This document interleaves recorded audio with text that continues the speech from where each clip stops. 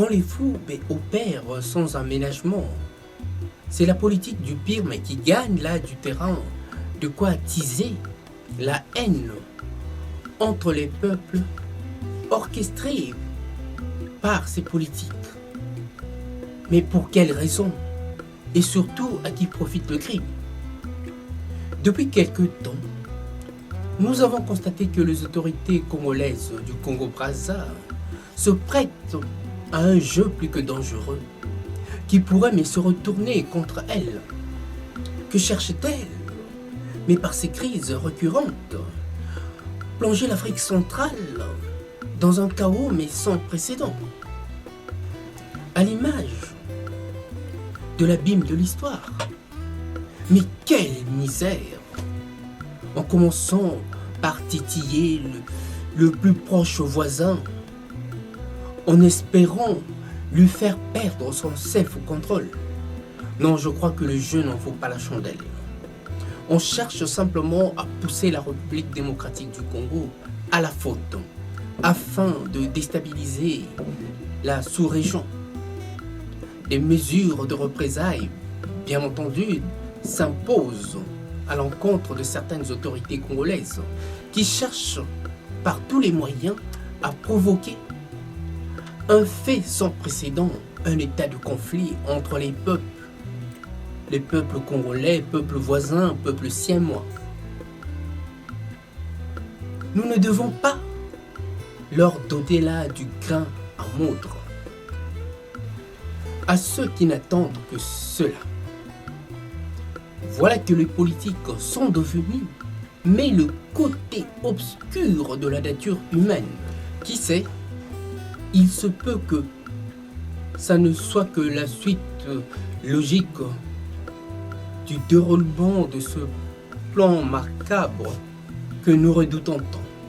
Tenant compte de la situation à l'est de la République démocratique du Congo avec le Rwanda et consorts, sans autant oublier la Centrafrique et ce qui se passe ailleurs et plus particulièrement en Ukraine, nous voyons là que la géostratégie est en train de chercher à redéfinir les cartes par un rapport de force qui donne déjà des idées à nos très chers leaders et dictateurs qui sont prêts à tout pour bouleverser la donne qui les maintiendrait à leur trône. Le peuple n'est autre qu'un bouc émissaire. Encore une fois de plus, quelle misère! Voilà qu'au nom du peuple, les voyous de la basse-cour ont fait de la politique un art de vivre, couteau mais à double tranchant. Par quoi on stresse, on opprime des populations sans défense à l'image de ces pachydermes que l'on tue pour leur ivoire. Ivoire là, la main du criminel, braconnier de son état. Trop d'enjeux font de ces hommes d'État des criminels mais en devenir qui ne peuvent plus se passer du pouvoir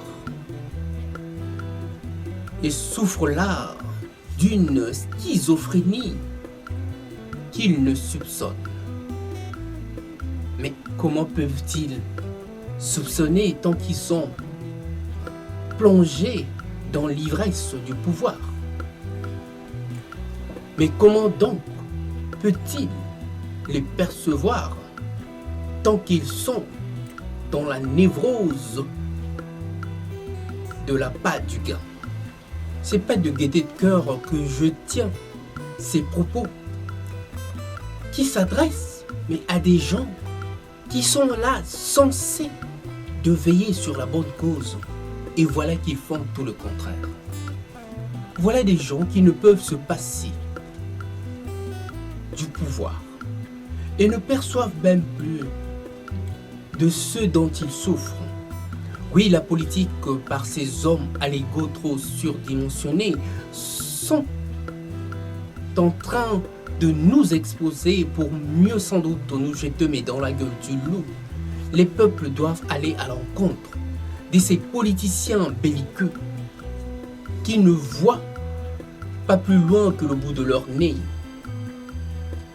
Quand le pouvoir sent le souffle de la poudre, c'est le peuple qui doit se lever en un seul homme pour faire barrage à cette volonté maladive qu'il a toujours desservie. Oui, la paix est à ce prix. Voilà là des gens qui me font penser à ceux qui parlent donc d'amour sans autant savoir ce que c'est l'amour.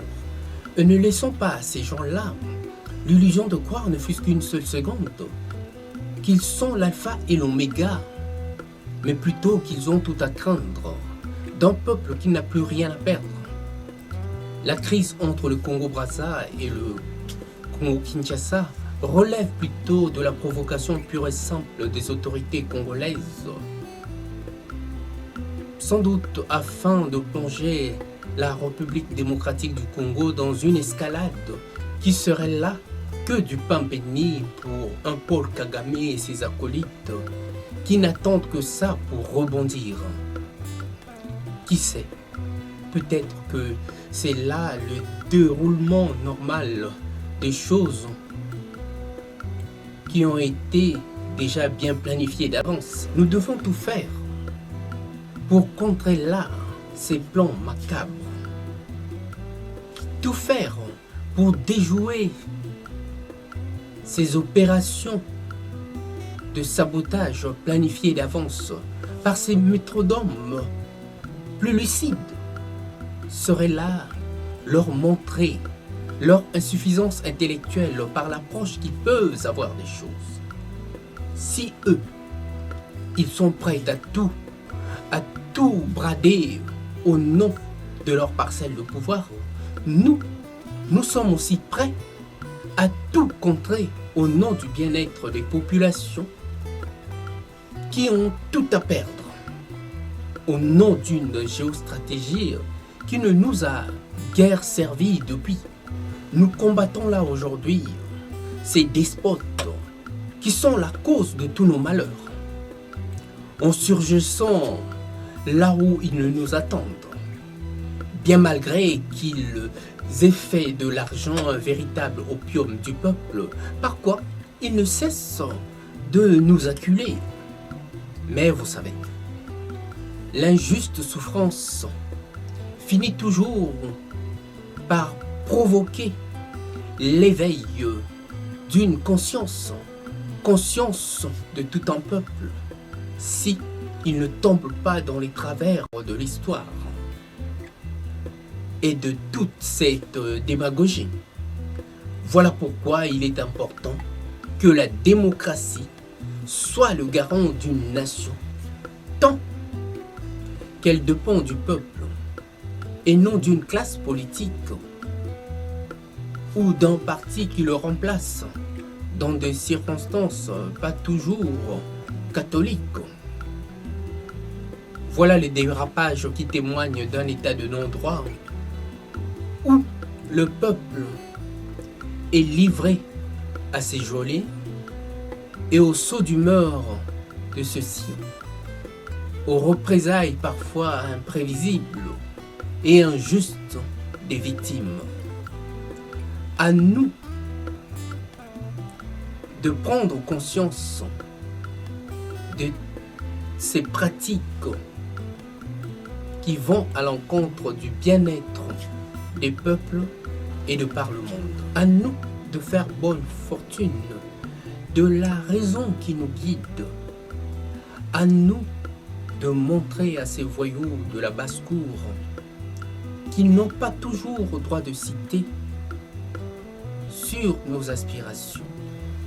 Et sur ce, je vous dis à bon entendeur, salut.